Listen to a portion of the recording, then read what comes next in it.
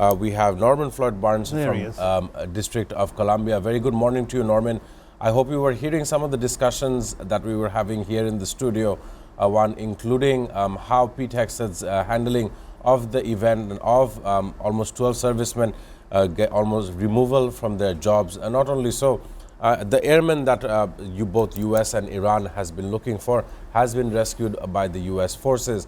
I want to know more from you, how you are observing things. Of course, a 48-hour ultimatum always ends on a Sunday night, beginning on Monday when the markets open, and that is a huge indicator of how Donald Trump seems to have control over this kind of escalation in the Middle East. So I want to know, what are your observations, Norman? Yes, first thing, happy Easter. Is Easter here in the United States is one of our most important holidays. So everybody is basically, hopefully, with their families and have some form of peace today. However, as we know that there was a uh, fighter jet shot down this weekend, and the two airmen was successfully rescued, different days, but they was rescued. And then there was another plane that was shot down that crashed in Kuwait, and that pilot's okay. And of course, it took fire. The helicopters, the rescue helicopters, took fire from the ground in Iran, part of the rescue. But right now, there's a sign of relief that the two down pilots are safe, and they are blessings from the government and the people that nothing else went along with that situation. However, the war is still going on. The attacks on the American, actually not American, the Iranian bridge signal a chain reaction response, and ultimatum sent out from the Iranians stated that they will attack the Gulf states infrastructure also, with a schedule of attacks on their bridges and other infrastructure areas.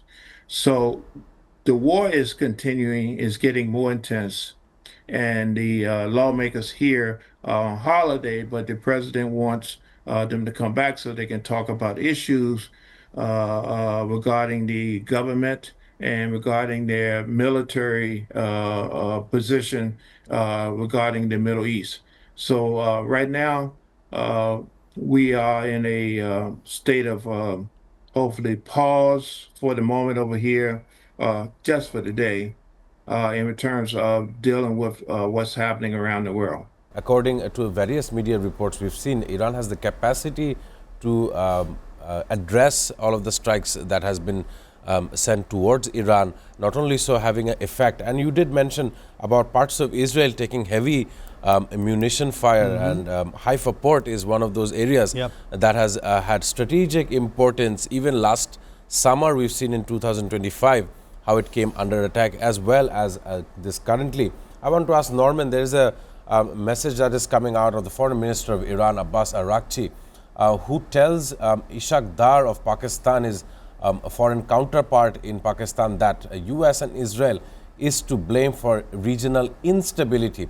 It's important. We see we are in a time, 35 days into this war, economic issues have been on the rise. Everything has been in the hyperinflation phase, and some even are suggesting that in the coming days a barrel of oil might even cost above of $150. So I want to know the economic burden that we see for the rest of the year. We still have many more months left of 2026, and how much longer the US president wants to bleed American resources, America's monetary resources, as well as human resources. Like we've seen over the weekend, a real scare did appear.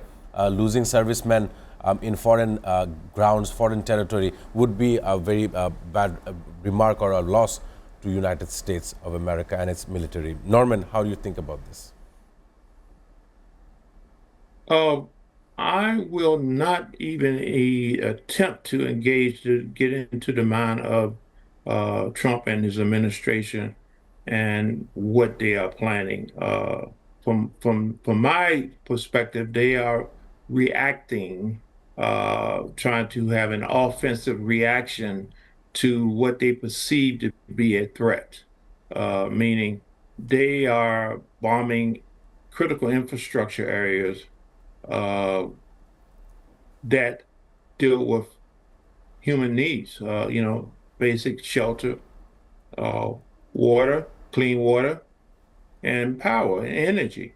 Uh, it has nothing to do with the regime change, has nothing to do with the so-called uranium deposits and how to gain that, but basically is to pulverize and, like you said, beat them back, send them back into the Stone Ages. This is affecting the people, affecting the region. It appears to be something similar to what they did or doing in Gaza and now Lebanon. That posture is one of I believe Israelis' philosophy, and we are now adhering to that. And but the issue is now that is appeared to be prolonging and creating a calculated response that is concise, dedicated to certain areas with a certain purpose, and is controlled. The control response should be of a concern, is stating that yes, you have hit us, you have destroyed certain things, you have in some cases killed many of the people, but we are still controlling our response. And basically, we are dictating a new narrative, basically, that change is coming. And what you're doing is basically prompting a situation of not returning to something that was in the past, but creating something new. So basically, you're now through your military response, creating alternatives for the world, our region, and basically our purpose is Iran is to basically to uh, hold clear, stay focused, and maintain because they believe that the United States and its Western allies will not be able to hold out on this, and there will be concessions made in regards to how the New World Order will continue. You were hearing us discuss in the studio how we see Volodymyr Zelensky visiting Erdogan, visiting Turkey, and understanding the rhetoric. And of course, Turkey's arms industry is a rapidly growing global player with defense exports reaching over 10 billion in last year, 2025. Of course, driven by that kind of goal, has become a major producer of advanced combat drones called the Bayraktar drones as well. So I want to know from Norman how you're seeing this. Would you agree with John here in the studio that everyone is actually trying to protect their own interest given that this war is spiraling out of control? Norman. Yes, thank you for the question. The situation uh, globally is one of, and I agree with John, uh, protect your own self-interest. Unfortunately, we're in a situation we cannot depend on our so-called allies, our uh, uh, partners. So right now, every country is looking at how do I protect my self-interest? Does that mean communicating with the so-called enemy, creating our own deals, providing our own security, dealing with other issues with how we plan for the future? The future is coming, is has already started, and how we deal with current situations is one that each country had to make an individual decision on how do we protect our best interests. Is no longer aligning ourselves with a United States or someone else, some other country. Is basically what can I do to preserve my own self-interest. Ukraine is a very unique situation because it appears to be Ukraine is going to be known for the endless war and how to prolong a defensive response to aggression. The situation with Iran is based. Iran is taking a position of being uh, attacked and defensive. A defensive response. Everything they do is in terms of a response to a oppressive. They call it oppressive regime, the United States. A response to them, a response to whatever Israel may conjure up, but we will protect our self-interest. So everything we do is a direct response to their aggression. So Right. that creates a psychological problem for NATO, because NATO is designed in the same sense of defense, not offense. The current administration in the United States wants to take the approach similar to Israel. We will create an offensive to defend our own interests. So that's basically a conflict right there. We're gonna hit you before you think about hitting us. That is not digesting very well with the countries, and particularly countries are now discussing why should we engage in conflict that doesn't protect our self-interest. So now the shift has changed. It's not like, okay, the group is going here and we're going to follow and do whatever the group said. That is no longer a credible way of responding, because now you can talk to the Gulf states and they can tell you basically our agreements of protection and support is not guaranteed, because we are now being attacked, and we are now supposedly have support from our big brother, the United States, and whatever, and they cannot complete and comply and provide the protection that they agreed to.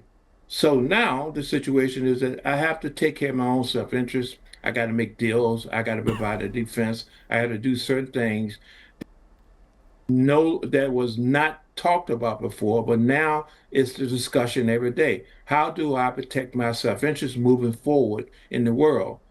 Trade and commerce is a big thing that has to happen. Everybody understand we have to have trade and commerce. We have to have energy. So whatever it takes to protect our self-interest, we will engage in. And hopefully is not a military one, but something that is agreed upon, which now shifts us into a new age dealing with the BRICS and dealing with the new world order. So now, welcome to the multipolar world. We will adjust, make adjustments as we go on, but with basically we have to make our own interests, our own deals, so we can survive and live another day. Thank you. Regarding the U.S. security guarantees, knowing for the fact that you did spend some of your time working in the Gulf nations, how you feel about it? The relationship between several of these Gulf nations with the United States of America in the upcoming days, especially as they become targets. Another story I want to add on, however, I want to know how you felt your time there in the Middle East, as far as I know, in the United Arab Emirates, Norman. Yes, actually, I'm still in contact with them almost every 48 hours. I talk to them. The situation over there in the Middle East, and I noticed when I was there, I was actually one time walking down the Corniche in Abu Dhabi, and I was wondering how long, if the invaders, how long would it take for a land invasion to take over the country? I had this question about 8 years ago to myself. And looking at the situation right now, it appears that they are very vulnerable. The United States has made a commitment to them and working over there as a contractor. They depend heavily on our impact and protection. Unfortunately, as we see now, the Iranians understand this, and they are now pulverizing the Gulf states, basically let them know that the guarantee made by the United States, they cannot possibly fulfill. We will ensure this by bombarding you. We will attack your infrastructure, certain things. We have surgical attacks that would affect your commerce, your trade ability, and trust, meaning you had a reputation, you have a reputation of being the most safest place in the world. They are going to destroyed that image. That image as someone has been destroyed as being the most safest place in the world. Right now, you're living in shelters. The community has been disrupted. Your ability to do trade and commerce has been compromised, all because you have decided to put your trust into a country, the United States, to guarantee your safety. This goes across the whole area. That trust is being tested right now. The ability of the United States and President Trump to hold their commitments is being tested. And at the same time, you have to understand that you have to live here. You have to work with the different regions, including Iran, after this over. You have to be in a position to comfortably coexist in order for you to be successful as a region in terms of what your intent is.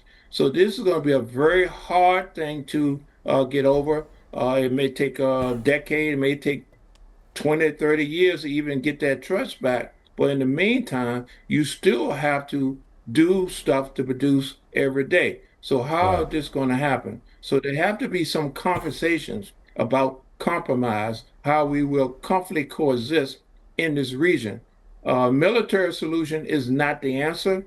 We're seeing that now, even with our attempts to the government, our U.S. attempts to attack the so-called aggressors, Iran.